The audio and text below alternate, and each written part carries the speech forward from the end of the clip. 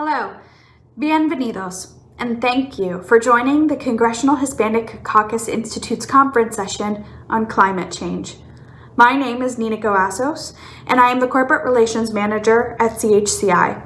And on behalf of everyone at CHCI, I would like to thank the Environmental Defense Fund, American Gas Association, and Microsoft for their generous support of this session.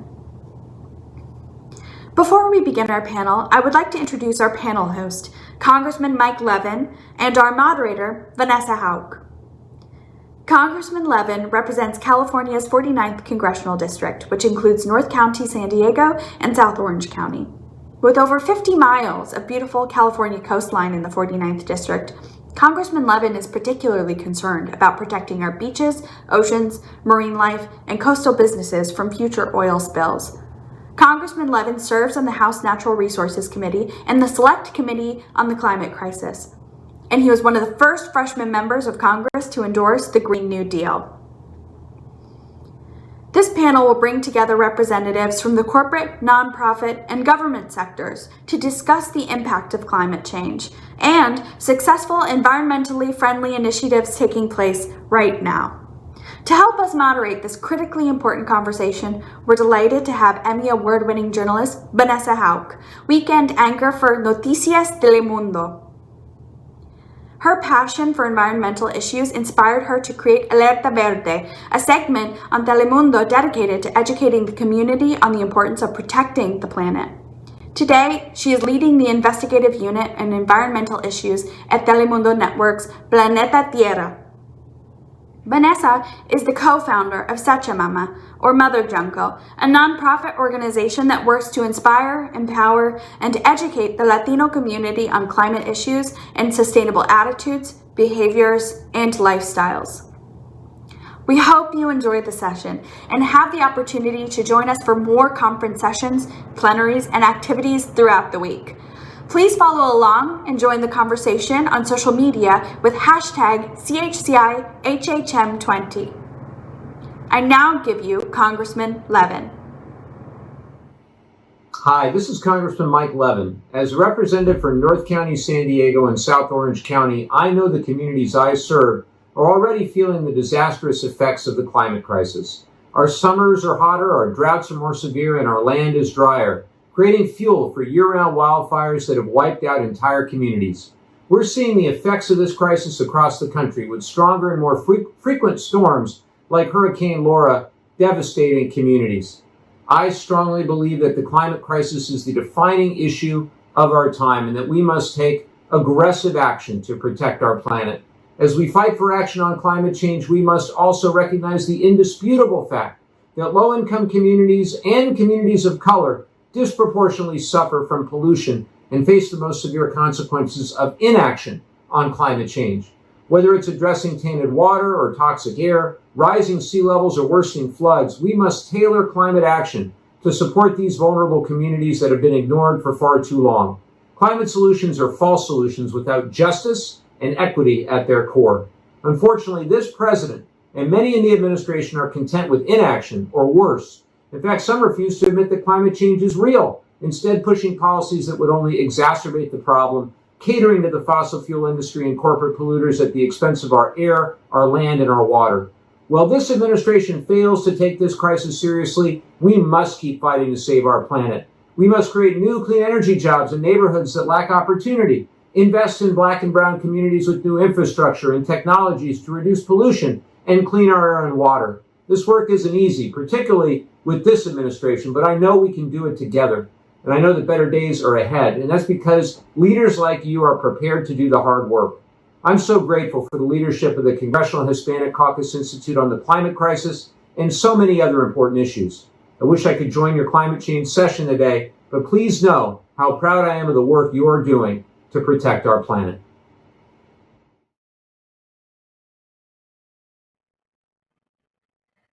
Hello, everyone. Good afternoon. My name is Vanessa Oak. I am a journalist with Telemundo Network, and I'm just delighted to be here with all of you today. I want to thank CHCI for hosting this powerful leadership conference and deciding to focus attention on this very, very important issue that we're going to address today, climate change.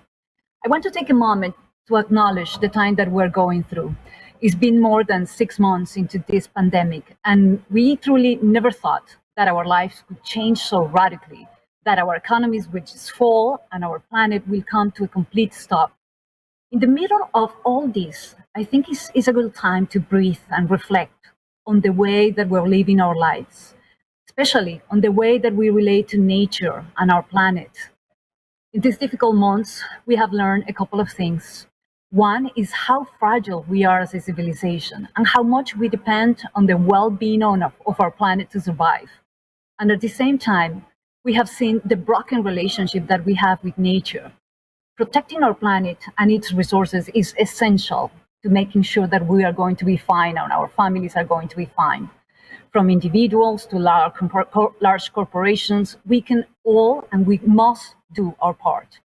So we're ready to have a great conversation with our guests. But before I introduce them, we want this panel to be interactive. So please share your ideas and your impressions using social media and using our hashtag CHCI2020.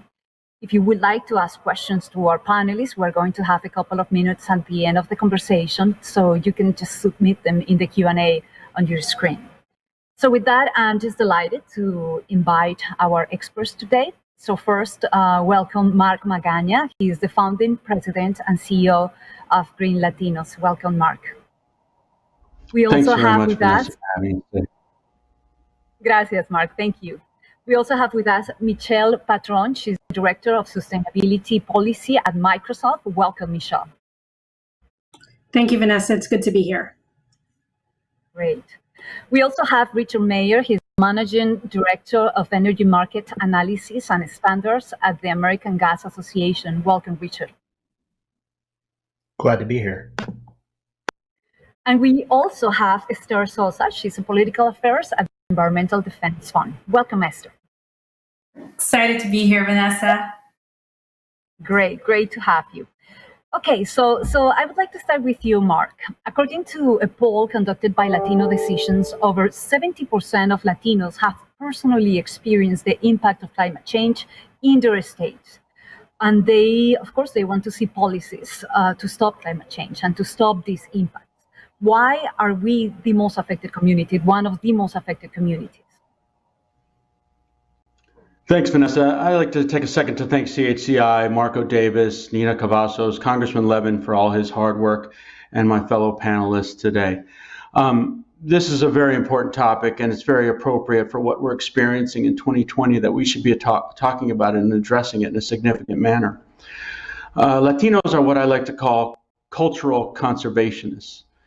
We don't necessarily call ourselves environmentalists, but the way we live, the way our family lives, the way our grandparents live, they conserved everything, they reused everything, they repurposed things. My grandmother would reuse a piece of tape multiple times. All of these things express to us that we have it in our blood and we have it in our compassion and our feeling that we're the stewards of this and the stewards for our future and the ability for our children to breathe clean air and have clean water and have experienced clean land. So right now, it's true. Latinos, 78% say I'm experiencing climate change right now. And 90% want Congress to do something about it. The climate crisis is upon us now, and it demands that we take action. You're seeing surrounding you in 2020 wildfires, floods, hurricanes, storms, destroying our businesses, our communities, forcing us to migrate out of our homes. All of these things are happening on top of the COVID crisis, and they're happening in states where Latinos are heavily populated. States like Texas, Florida, California, up in the West, that are experiencing these climate emergencies that are happening now. We've seen heat waves, air quality, making working outdoors for many of our community of farm workers or construction workers almost impossible, and a health risk and a danger to their lives. All of this is disproportionately affecting our communities. It's disproportionately affecting our children and our elderly. And there have been decades of intentional discrimination that has been rooted in racism. All of this will get worse unless we take action now. And not just solutions that are cutting carbon pollution, but we also must address environmental racism and build a clean economy that leaves no one behind, a just transition. 2050 is going to be too late, and so we need to do this now. That's the urgency. Thanks, Vanessa. Thank you so much, Mark. That's so well said, and I have to relate to that because my grandmother reused everything, and we did too. So I do believe that Latinos have that love for our planet and that love for conservation on our DNA. I would like to continue with you, Michelle. Technology will be critical in solving the climate crisis. Could you tell us how Microsoft is playing a role to create a sustainable future? Thank you, Vanessa. And it really is a pleasure and an honor to join the CHC in this conference and particularly on this panel. Look, climate change is one of the most urgent issues that we face as a society.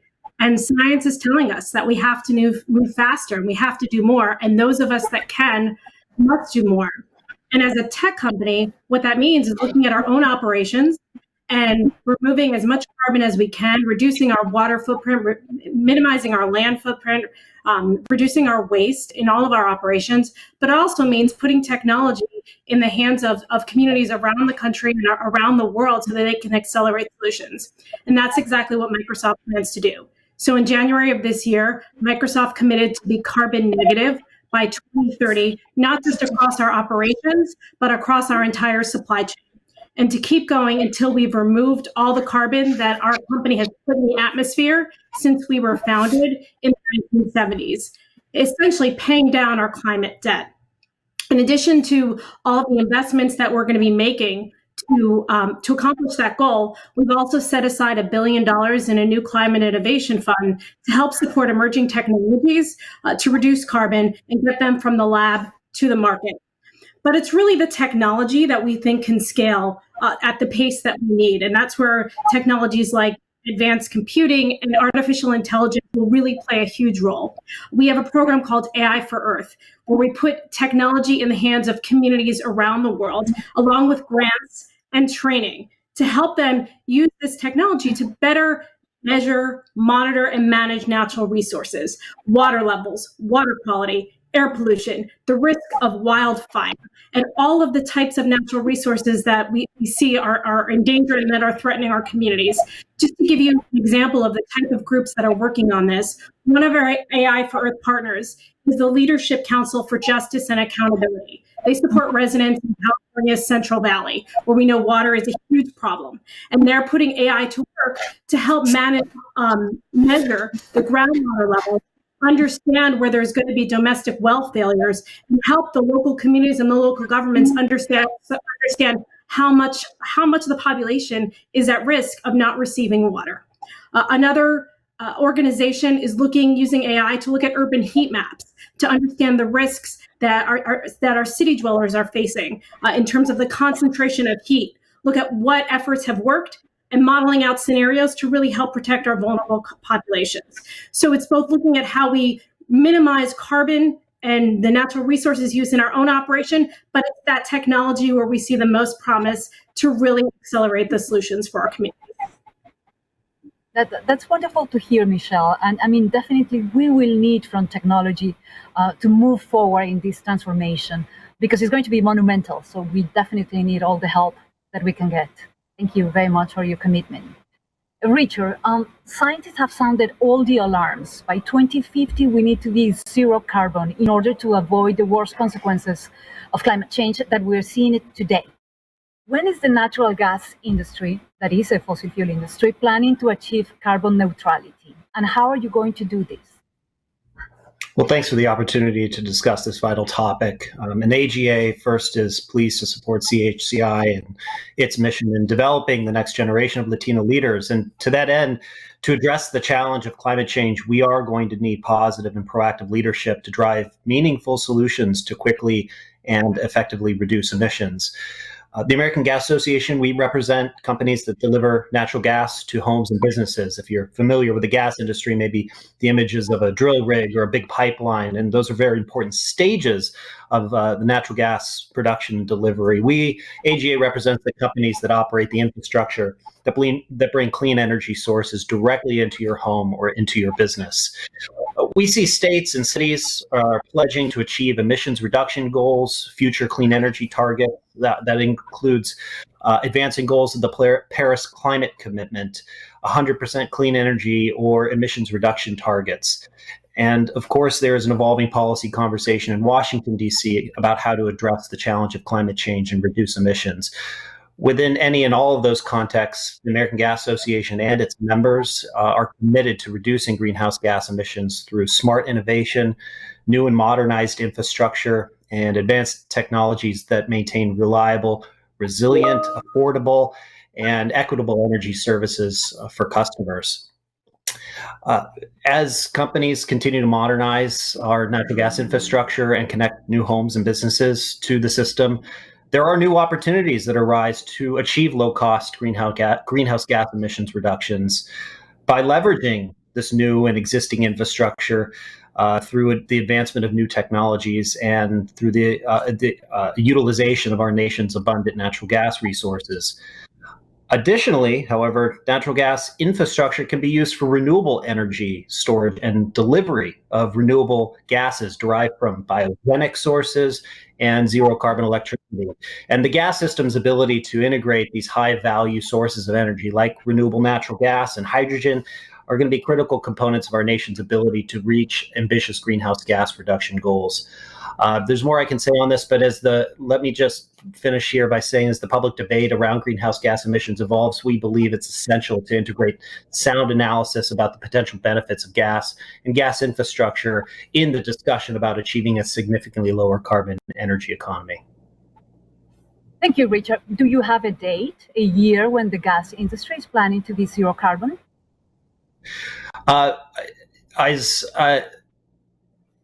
Excuse me, just making sure I was off mute. We see dates. There are many different dates.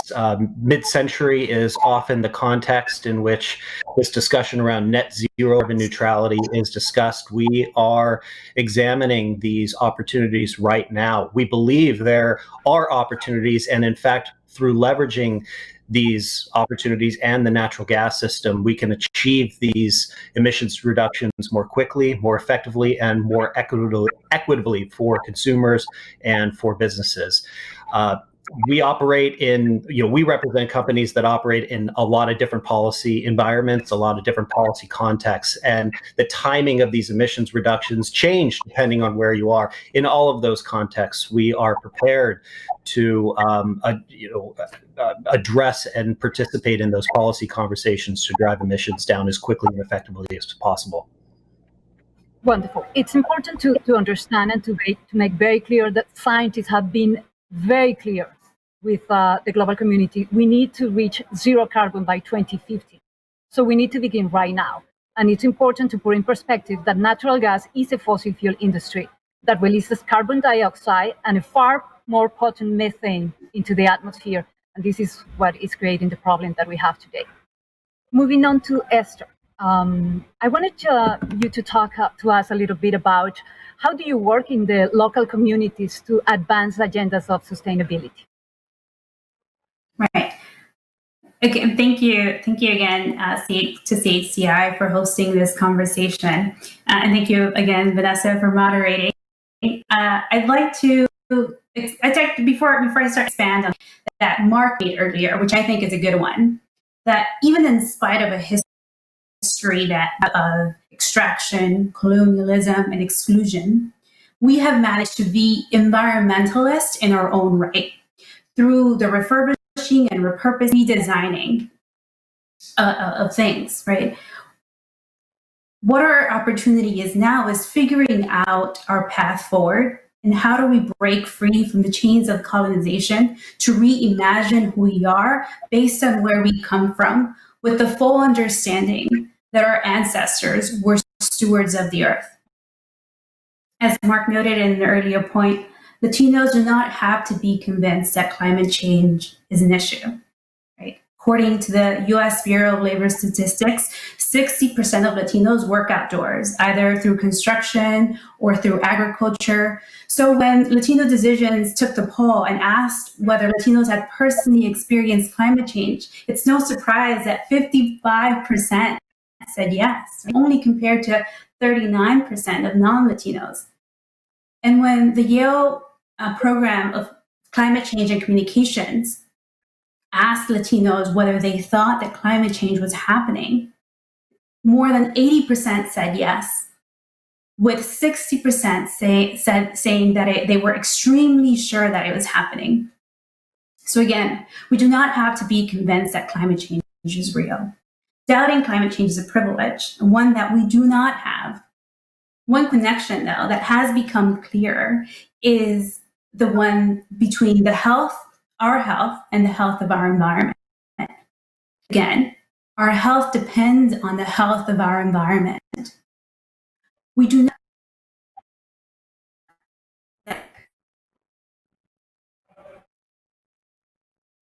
as COVID-19. At EDF, we know that to do transformational work, we need to work with groups outside of the environmental movement. And that's why we work to weave in seemingly disparate issues into one coherent narrative.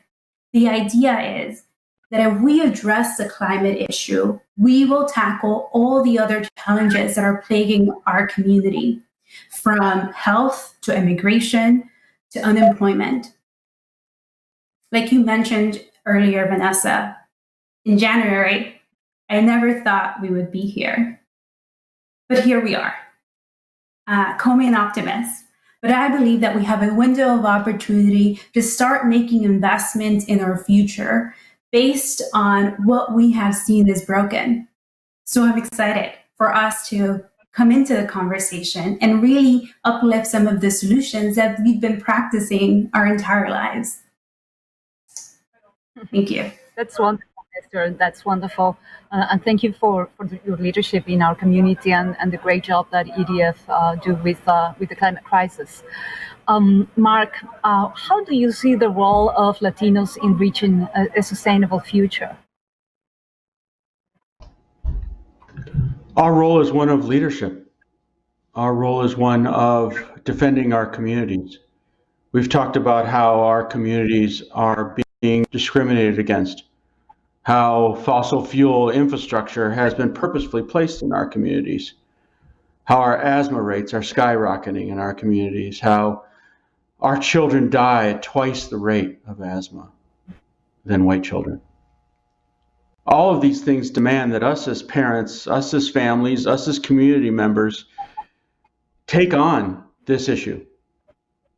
This is 2020, and we're seeing now the effects of climate change in person, live, in horrendous fashion. Does anyone really think we have 30 years to address this? Does anyone really think that we can wait? We know that we need to be activists now.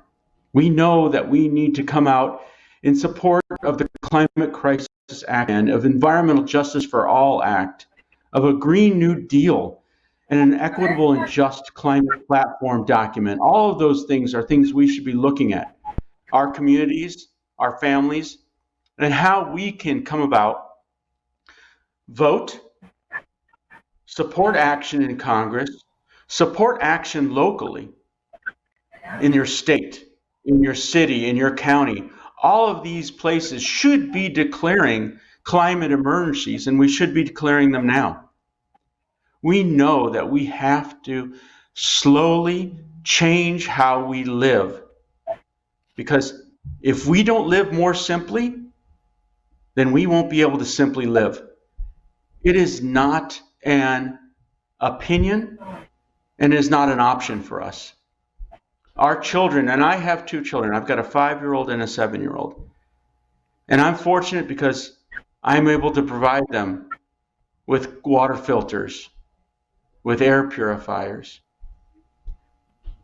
with clean food, organic food, which we used to just call food. But we shouldn't have to spend money. We shouldn't have to spend our resources to be able to provide these things for our families. It is vital that we come together now in 2020 and fight so that this government, so that our communities are defended and our children can have healthy and our grandchildren can have healthier lives. It's up to us. And I think that Latinos are up for the challenge. Mark, thank you so much. I was talking to you guys right before we start, and I was telling you that we were doing the news this weekend, and it's been actually a couple of weekends that we have been reporting on the climate emergency, and it is really even for me that I have covered climate crisis for the past 15 years, it's surprising to see we have these terrible fires in 11 states, people losing everything, losing their lives, their homes, their livelihoods, everything that they love, everything that they care. We have 2 hurricanes coming, one in the Gulf of Mexico and another one going through the Caribbean islands. And there is urgency, and there is not a debate anymore. So it's really a moment to take action.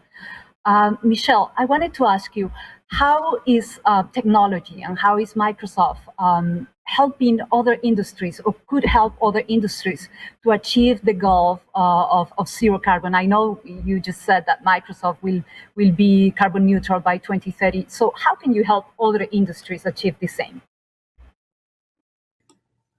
Thank you, Vanessa. And there's an important point that's already implicit in your question, which is the role that companies play. And companies play a critical role, right? The leadership that they provide, the partnership they are, but the investments that they make in the infrastructure are across the country and around the world. And Microsoft is a technology provider. And so aside from what we're doing with our own operations and what we're doing with our NGO partners and academic partners, we're providing technology solutions to customers in every sector of the economy, if it's the transportation sector or the building sector.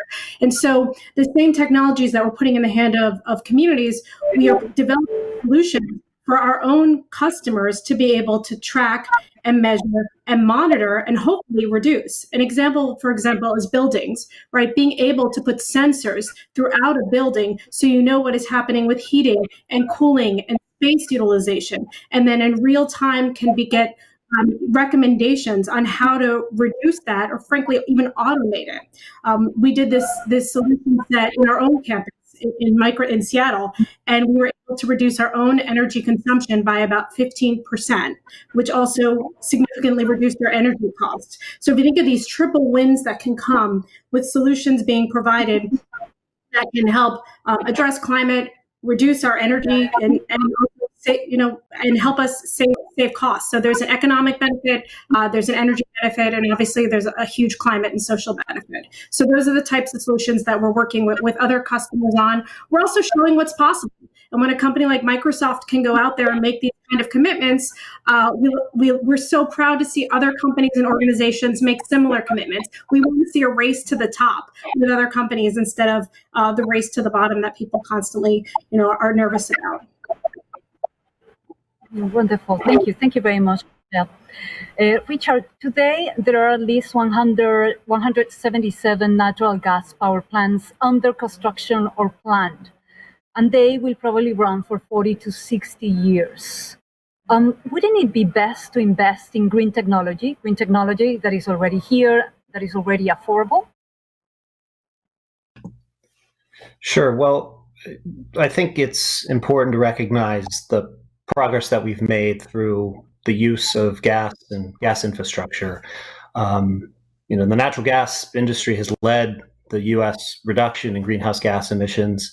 The use of gas in combination with energy efficiency and renewable energy has contributed to U.S. energy-related CO2 emissions being reduced to the lowest level in 30 years.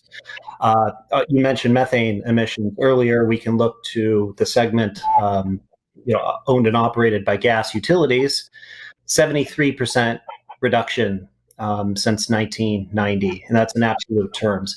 That's despite the fact that the system is growing. We're extending new service to new customers every day. In fact, in this country, in the U.S., one new natural gas customer per minute is added to the natural gas system. In other words, a new home or new business is connected to natural gas service. The reason? its affordability, its versatility, and its clean attributes.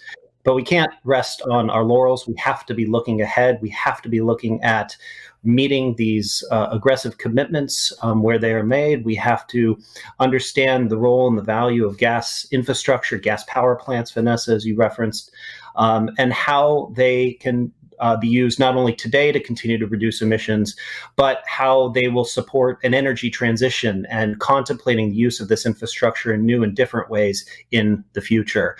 I believe that gas plays a key role, not just in supporting renewable energy development, but in excellent. And so I don't see these as naturally in conflict when new investments into this infrastructure are made, knowing that things will change in the future and the industry stands ready to evolve and advance these new opportunities to meet these challenges. Yes, because by the time that most of these power plants are going to be ready to run, the electricity that they will provide will cost more to produce than the clean energy alternatives. So, I mean, I'm just trying to understand your industry and see what is the rationale behind. I mean, it wouldn't be best to invest straight into renewable energies? Well, I think that we need a portfolio approach, and what's happened in parts of this country recently, where you have significant renewables build out, but you also need a system that supports the renewable build out as well. So I don't see this as an either or. I see it as a both and. And the low cost, low emissions attributes of gas can be used today. Investments in the system can support immediate and quick emissions reductions today. To achieve those next steep reductions will require changes not just to the energy sources we use, but the business models, the regulatory models, and all of those attributes that shape our energy system today. They will probably likely have to change and evolve along with the goals that we are trying to achieve in this country in terms of emissions reductions, while protecting energy affordability, reliability, and equity to consumers and businesses. They will have to change, and very soon. Esther, different polls show Latino communities are very concerned about climate change and the climate crisis, but many of them have not been approached to act on climate. What have you found when you talk to our community? Yeah, like I mentioned earlier, and in my earlier statement, our community cares deeply about climate. Mark's point on investing in air purifiers for his family, that's incredible, right? But we shouldn't have to do that. And that's what we're saying. Let's be very clear. We talk about policies that limit pollution. We're talking about saving lives, right? And when we're investing in green technology and green energy, we are not only creating jobs, which our community needs so much right now, more than ever before, but we're also talking about saving the lives of our families. Our families are what's most important to us, right? And let's take a recent analysis done by the Center for American Lives, for American Progress, right? From 2011 to 2017, they measured mercury emissions from power plants, right? And they saw that because of policies, the mercury emissions dropped by 82%. This not only benefits air quality, but the health of communities. It is estimated that nearly 5,000 heart attacks might have been saved, and asthma attacks and hospitalization, right? We care about this issue, and we want to figure out, and that's what we're planning, right? How do we become what is right? It's going to take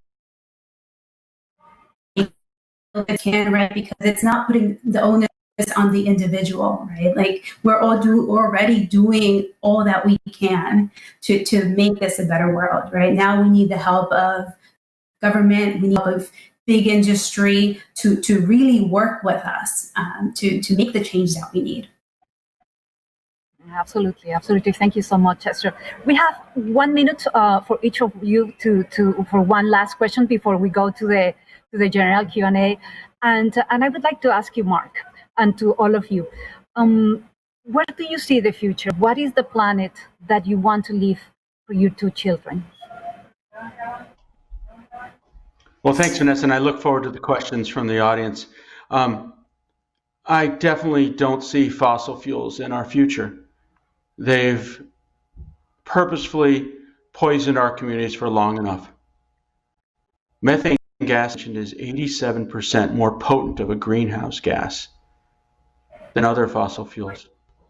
It is a danger that we're not taking up advanced leak detection technologies and looking at how we can these leaks of methane that are exacerbating our problem. What we have to do right now is make sure that we're all aware that we're in a fight against extinction.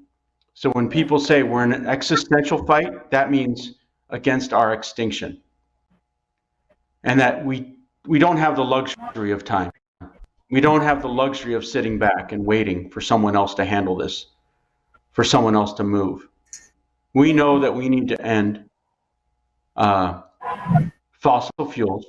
We know that we need to have a more equitable and just society that will bring about a cleaner and more healthy communities for all of us.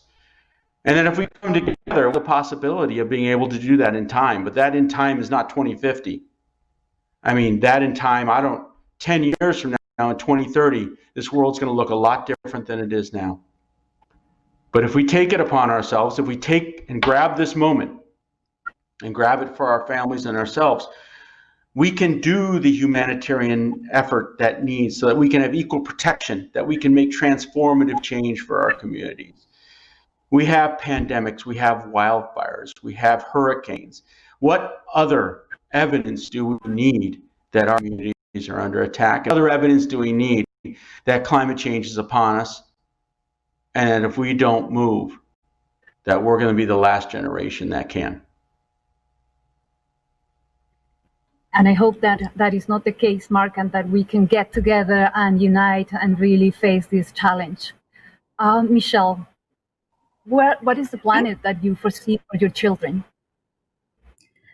Following on Mark's lead is that we take the really difficult big decisions now, the investment decisions, and we make the technological breakthroughs, and we execute on that technology, and we make the tough policy decisions we need to do, that we flip the trends, that carbon has peaked and it's now it's in decline, that we have stemmed the loss of biodiversity and it reverses course, that water supplies are no longer under threat, and that we have enough water to be able to feed and satisfy, and food to satisfy a growing population around the world, and that we've looked out for our frontline communities and we've integrated it in such a way that we have tremendous new opportunities in jobs and sectors that no one ever thought was possible, that I can't even tell my children to prepare for because we don't know that they are going to be available. And so that we've just really flipped the trends and we're in positive territory. Thank you. Thank you very much. Richard, how are you going to contribute to make sure that your children are going to have a safe planet to grow up? It's a great question. I've had on a panel before. My son is 14 months old this week, and I envision working for a world that is rich, that is equitable, where we have addressed the challenge of climate change and significantly reduced greenhouse gas emissions. From the perspective of the industry that I'm, representing on this panel today, this industry, our association's been around for 100 years. I see it being around another 100 years. This industry has evolved through several energy transitions and all of the social and other change that's gone along with that. We will evolve. We will think about using this energy and this energy infrastructure differently over time. And this industry is prepared to proactively meet that challenge and be leaders in addressing this challenge of climate change. Congratulations on your baby, and I hope that we will have an ally on you to really move forward and do the changes that are needed in your industry too. Esther, what do you foresee? What do you want to see for your children? I know you're very young, but what are your hopes for the future?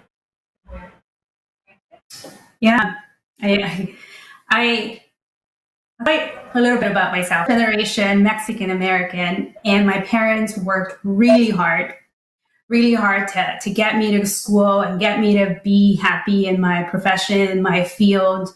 And I know that across the US, we have other first generations, DACA recipients that want to do the same and show their parents what they've done with all of their time, all of their effort, all of their sweat, all of their tears. And I want that future. I want them to be able to give them that satisfaction.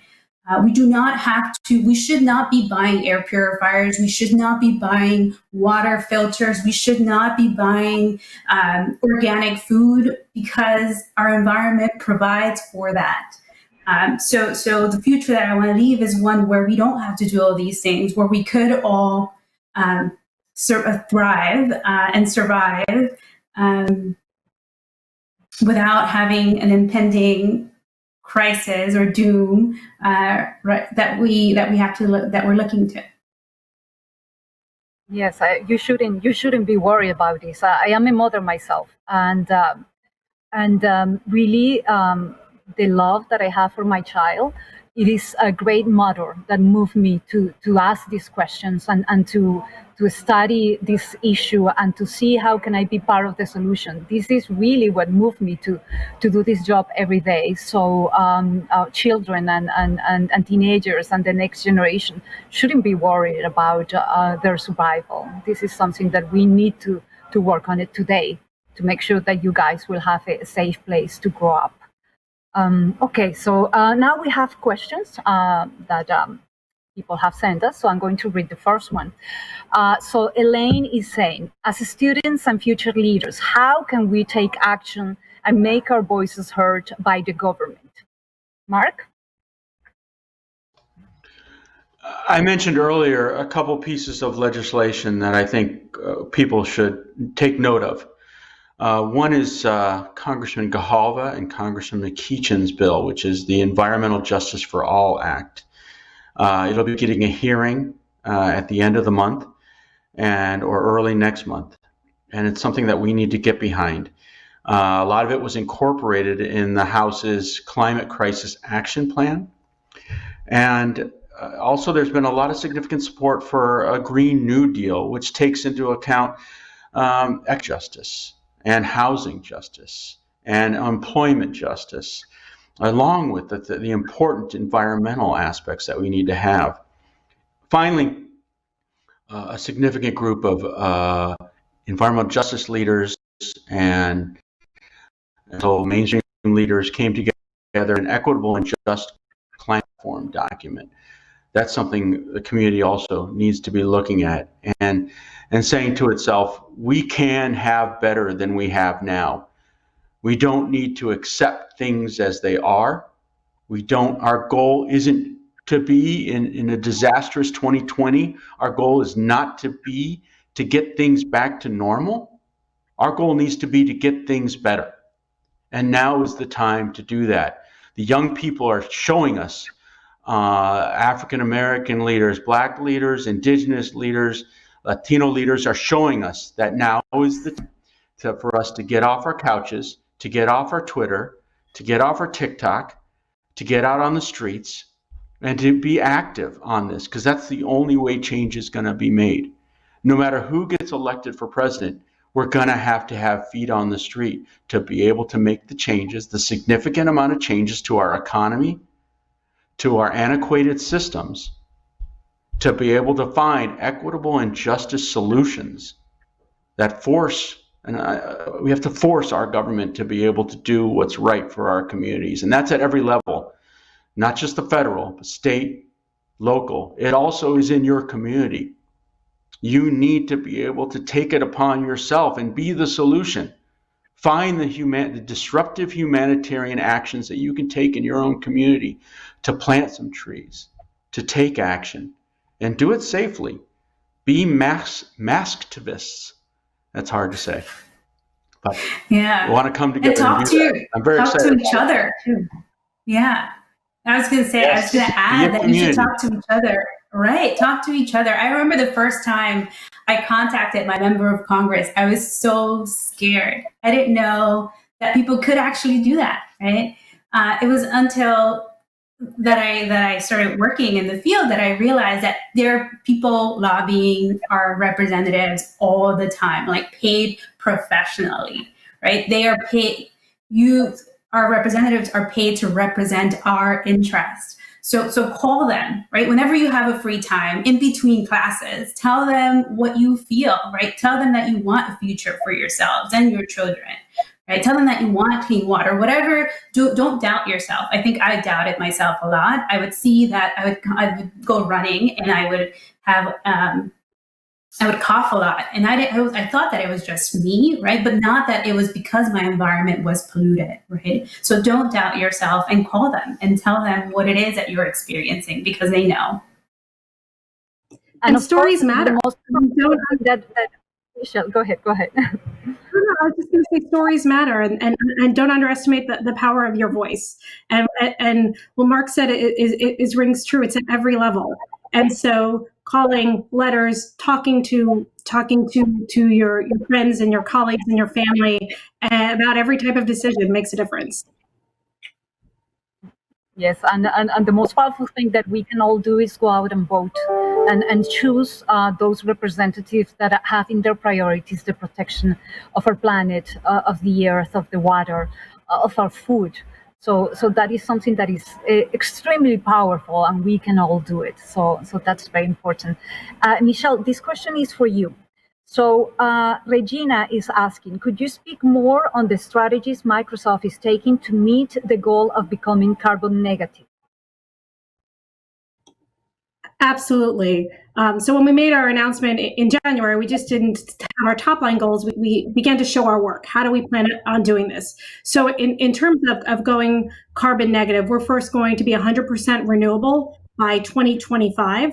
And for us, that means bringing new renewable energy online in the communities where we operate to power our data centers and to power operations. And this is in United States. We've recently brought new projects online in Arizona, in Texas, in Illinois, in Virginia, in Wyoming, obviously in Washington State. We're also looking at electrifying our fleet by 2030. And also reducing all the carbon that goes into our buildings. We have several new campuses that we're building. We want to do it, reduce the embodied carbon that just doesn't come from our buildings, but the carbon that goes into cement and the carbon that goes into aluminum. But really where we see the most potential is less from our own direct operations, the carbon from our buildings and the carbon from our own manufacturing, but working with our suppliers. We have a really, really vast supply chain. So one of the things we recently did, Microsoft has a carbon fee. We charge each of our business units $15 for the carbon that they emit. That money goes into a fund, and that helps invest in these reduction projects. We recently extended that carbon fee from our own operations to our supply chain. And so our businesses are being charged for the carbon that their suppliers put into the atmosphere, and then they're going to use that money to help our suppliers reduce their carbon footprint. So we've made some near to medium term goals on how we're going to reduce our own footprint, and then how we're going to help our suppliers do the same.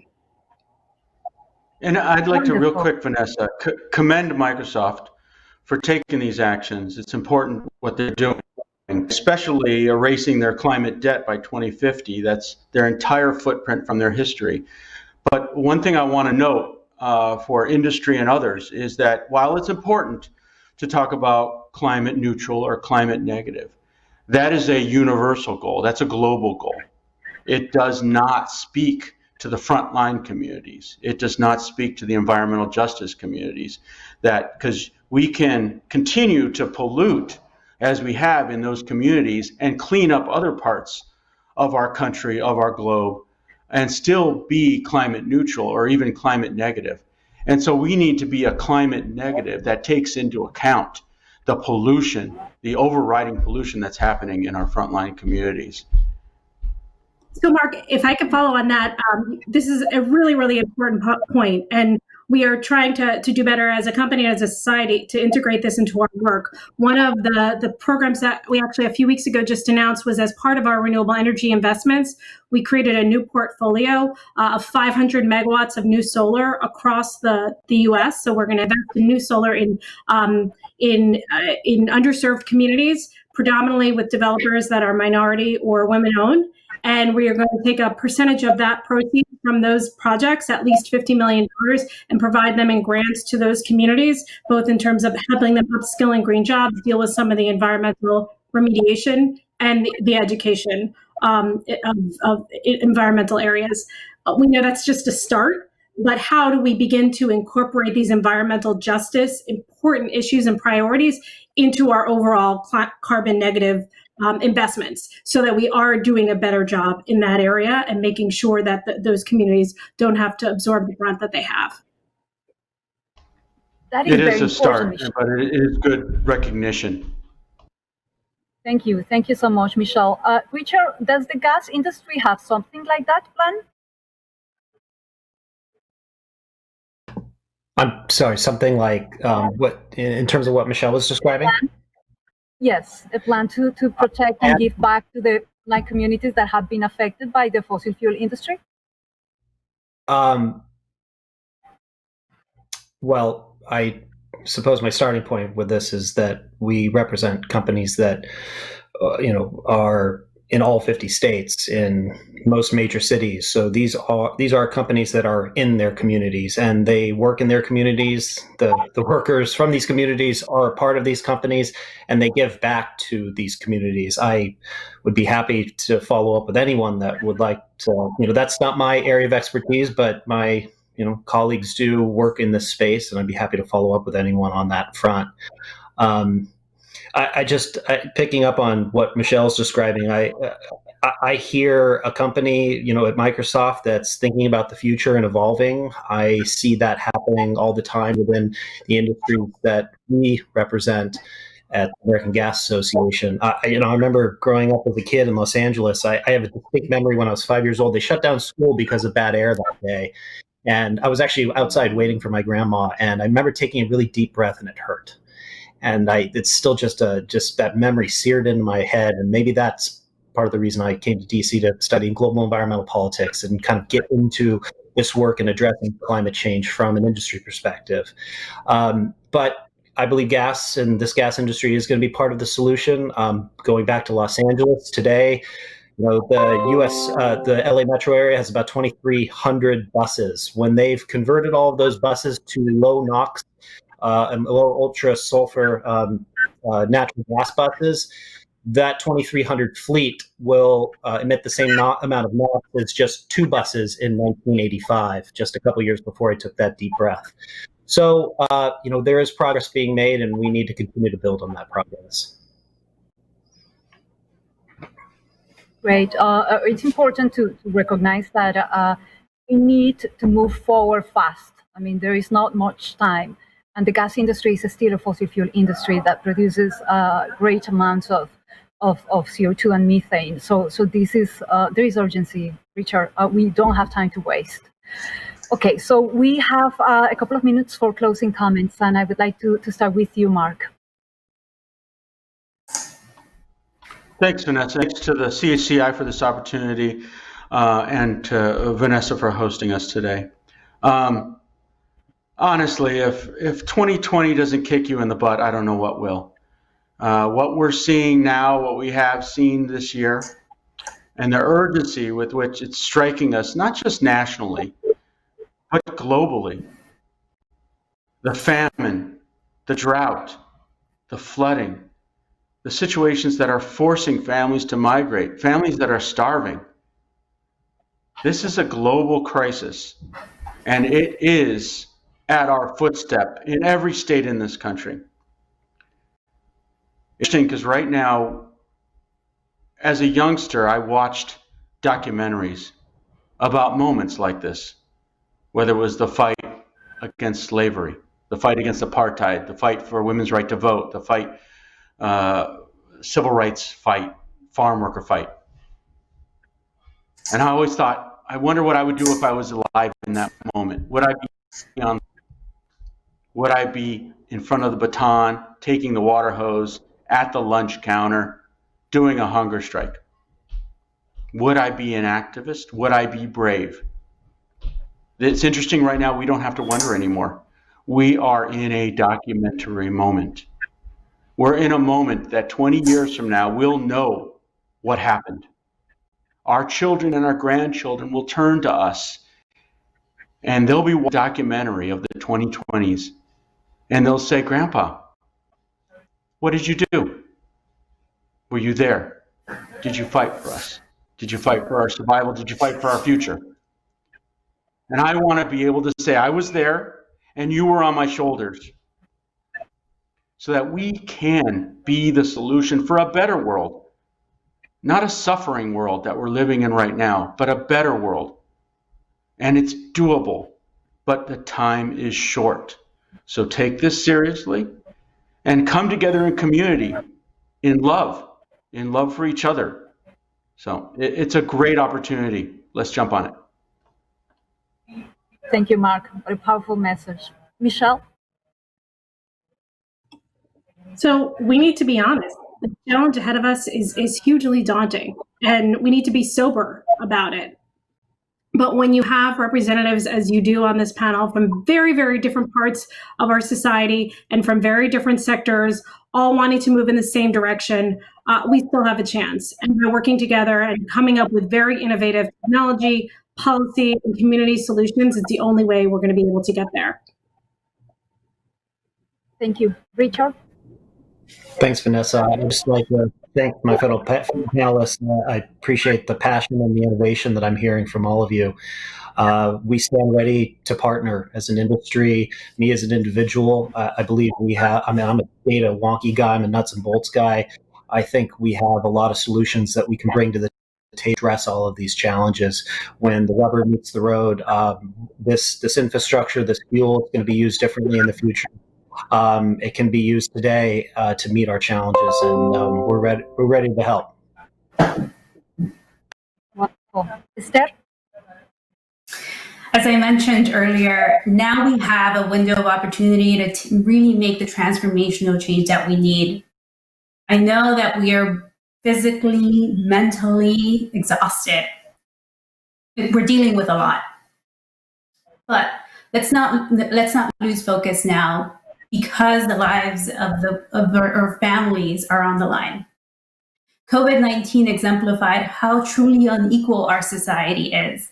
As we saw, those with the resources were able to get rapid testing, while those that were most vulnerable had to wait in line, sometimes for hours, just to hear that there were no more tests available, or that if they had the symptoms, that they should assume they had COVID-19. Nuestra gente deserves better. We're hardworking people with soul and sazon. I don't know how, but we make even the toughest situations work. As you've heard from this panel, people from across the sectors are actively thinking about the climate solutions. What we need now is strong leadership that believes in our humanity and that wants to create a world where nuestra gente could thrive. So let's act like our voice matters and make it be heard at the ballot box. There's a reason why everyone's talking about voting. Thank you so because much. It matters. Totally, Esther. Yeah, so let's make a plan to vote. Thank you. Okay, well, our time is up, but I want to really thank our panelists for being here, for offering your perspective. We definitely need everybody on the table because we have in front of us a monumental task, a great transformation. But the most important thing to understand is that today we have the technology, the resources, and the most powerful thing, the will of the people to turn the tides and change the course of history, the course that we're going to. We can create a sustainable future. So let's unite, let's get together, let's be informed, educate ourselves, and take sustainable choices. And of course, the most important thing that we can do is right here in November, vote for those representatives that have in their priorities the protection of our planet and our communities. It's been a privilege to be here as your moderator. Thank you so much, Mark. Thank you, Michelle. Thank you, Richard. And thank you, Esther, for being here with us. Thank you very much. Thank you, Okay, Vanessa. Thank you. Okay, so for all of you, I want to encourage you to keep tweeting at our conference. We have great sessions coming up. We encourage you to attend into the great sessions that we have planned for the rest of the day and for the rest of the week. And if you know people who will be interested in the conference but haven't signed up yet, encourage them to log in and register and sign up for our great conference. Please also join us for our virtual gala celebration on Monday evening, September 21st at 6 p.m. So we hope that you can all be there. Thank you so much for your leadership and for this opportunity. And remember, we Latinos have a powerful voice. Let's use it wisely. Thank you so much.